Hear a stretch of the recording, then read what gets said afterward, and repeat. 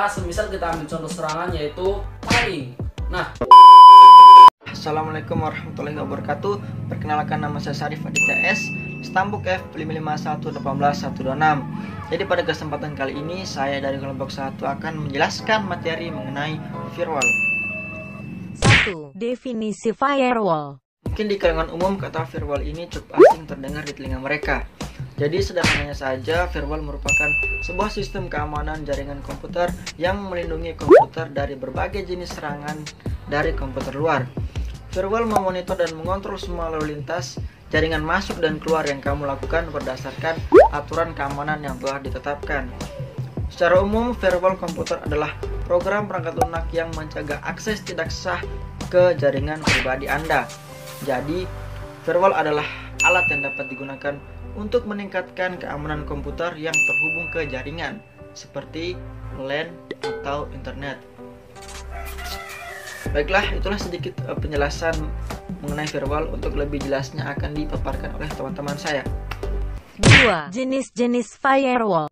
Perkenalkan, nama saya Afdal, stambuk saya F55118125. Jadi di sini saya akan melanjutkan pembahasan dari teman saya. Saya akan menjelaskan jenis-jenis dari firewall. Firewall terbagi menjadi dua jenis, yaitu personal firewall dan network firewall. Nah, personal firewall yaitu firewall yang dirancang untuk melindungi sebuah komputer yang telah terhubung ke jaringan dari akses yang tidak dikehendaki. Firewall jenis ini akhir-akhir ini berevolusi menjadi sebuah kumpulan program yang bertujuan untuk mengamankan komputer secara total, dengan ditambahkannya beberapa fitur pengaman tambahan semacam perangkat proteksi terhadap virus, anti-spyware, anti-spam, dan lainnya. Bahkan beberapa produk lainnya yang dilengkapi dengan fungsi pendeteksian gangguan keamanan jaringan. Contoh dari firewall jenis ini yaitu salah satunya adalah Microsoft Windows Firewall yang telah diintegrasi dalam sistem operasi Windows XP Service Pack 2. Nah, personal firewall ini secara umum hanya memiliki dua fitur, yaitu packet filter firewall dan stateful firewall. Nah, itu adalah penjelasan dari personal firewall. Nah, selanjutnya adalah network firewall. Network firewall ini dirancang untuk melindungi jaringan secara keseluruhan dari berbagai serangan.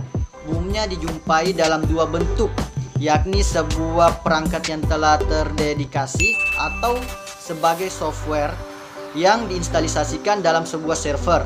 Contoh dari firewall jenis ini adalah Microsoft Internet Security and Acceleration Server. Pada sistem operasi Linux terdapat Keyscopix dan IP tables.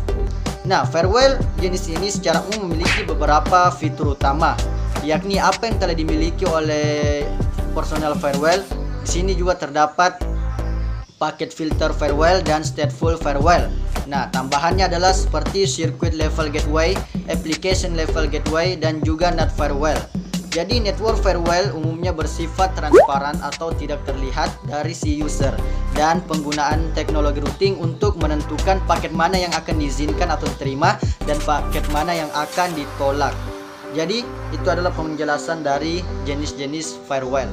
3. Fungsi firewall. Baiklah, perkenalkan, nama saya Imade Edi Gunawan, stambuk F5551181047. Jadi di sini saya akan menjelaskan fungsi dari firewall atau tembok api. Fungsi pertama dari tembok api adalah harus dapat mengatur dan mengontrol lalu lintas jaringan untuk mengakses jaringan privat atau komputer yang sedang dilindungi oleh tembok api. Tembok api melakukan hal yang demikian dengan melakukan inspeksi terhadap paket-paket dan memantau koneksi yang sedang dibuat, lalu melakukan penapisan atau filtering terhadap koneksi berdasarkan hasil inspeksi paket dan koneksi tersebut. Kemudian fungsi fundamental tembok api yang kedua adalah tembok api dapat melakukan autentikasi terhadap akses, di mana protokol TCP/IP dibangun dengan premis bahwa protokol tersebut mendukung komunikasi yang terbuka. Jika dua host saling mengetahui alamat IP satu sama lainnya, maka mereka diizinkan untuk saling berkomunikasi.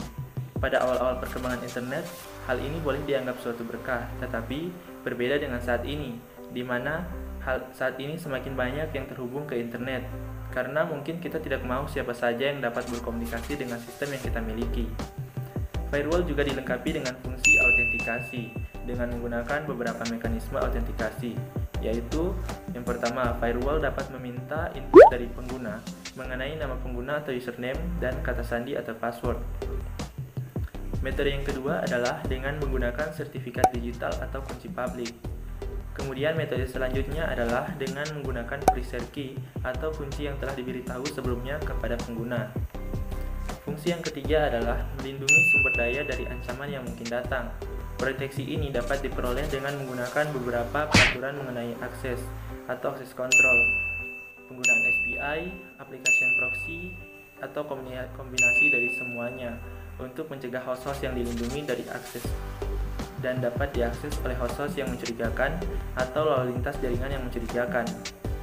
Kemudian firewall juga mampu mencatat semua kejadian, karena mencatat apa-apa saja yang terjadi di firewall amatlah penting, sehingga bisa membantu kita untuk memperkirakan kemungkinan penjebolan keamanan atau memberikan umpan balik yang berguna tentang kinerja firewall yang dilakukan oleh administrator. 4. Cara kerja firewall. Oke, perkenalkan, nama saya Deden Rahmas, tambuk F551181137. Nah, saya akan membahas bagaimana sih cara kerja dari firewall. Nah, pada dasarnya firewall bisa kita ibaratkan dengan sebuah pintu rumah yang memiliki bangunan rumah yang lengkap. Nah, pintu rumah ini berfungsi untuk menghindari serangan dari luar. Serangan apa? Semisal kita ambil contoh serangan yaitu maling. Nah, pintu rumah ini berfungsi untuk mengamankan apa? Mengamankan barang-barang yang ada di dalam rumah. Nah, siapa yang memiliki akses pintu rumah ini? Tentu saja hanya dua, yang memiliki rumah dan yang memiliki kunci. Nah, maling tadi tidak memiliki dua metode ini, yaitu yang punya rumah itu bukan maling, yang punya kunci itu bukan maling, sehingga maling tidak bisa menembus rumah ini, gitu. Makanya firewall bisa diibaratkan dengan pintu rumah atau penghalang dari antara serangan dengan data yang ada di dalamnya. Oke, coba perhatikan gambar ini. Nah, di gambar ini terdapat sebuah internet yang dihubungkan dengan inbound traffic yang dihubungkan lagi dengan firewall. Firewall memiliki dua jalur yang keluar dengan jalur yang ke dalam. Jalur yang ke dalam ini akan menghubungkan dengan PC, laptop maksud saya, kemudian printer dan perangkat lainnya. Nah, ketika ada data yang berasal dari internet kemudian masuk melalui inbound traffic atau jalur masuk dan dihalangkan oleh sebuah firewall, maka akan memiliki dua kemungkinan. Yang pertama, ketika data yang berasal dari internet ini tidak mengandung virus, maka dia akan lurus masuk dan akan melalui jalur masuk unauthorized traffic path atau jalur masuk yang diterima, sehingga dia akan bisa melanjutkan lagi ke perangkat-perangkat lainnya. Nah, ketika ada data yang tidak bisa masuk, semisal data yang mengandung virus kah atau mengandung malware lainnya, maka data tersebut akan menyimpang dan akan dibakar oleh si firewall. Kemudian dia akan masuk ke jalur unauthorized traffic is reject atau jalur masuk yang ditolak, sehingga dia akan terbakar dan terbuang. Nah, selanjutnya akan dijelaskan oleh teman saya. 5. Metode firewall. Perkenalkan, nama saya Fadel Muhammad, stambuk F551181133. Baiklah, di sini saya akan menjelaskan bagaimana sih cara kerja dari firewall. Jadi firewall bekerja dengan menyaring data atau paket antara jaringan di suatu internet. Firewall juga dapat mengizinkan boleh atau tidaknya suatu paket diakses oleh sebuah komputer. Ada 3 cara yang biasa digunakan firewall untuk mengamankan sebuah jaringan. Yang pertama yaitu paket filtering. Dalam konsep ini, firewall menggunakan aturan tertentu untuk melihat boleh atau tidaknya suatu data masuk ke jaringan. Kemudian setiap paket diperiksa secara sendiri-sendiri atau dalam isolasi. Jika paket tersebut dikirim dalam grup, maka akan diperiksa satu persatu. Ketika sebuah paket dianggap berbahaya, maka ia tidak akan diizinkan untuk masuk. Begitupun sebaliknya, ketika sebuah paket dianggap aman, maka dia akan diteruskan ke sistem yang memintanya. Kemudian yang kedua, proxy service. Dalam konsep ini, aplikasi proxy berada di dalam firewall dan bertugas untuk memeriksa paket yang saling ditukarkan dalam jaringan. Sistem ini dapat dikatakan lebih efektif. Kenapa dikatakan lebih efektif? Karena semua informasi yang diperiksa secara tersentralisasi. Cara kerja semacam ini bisa dikatakan lebih canggih, karena proxy service berusaha menciptakan hubungan antar jaringan yang mirip.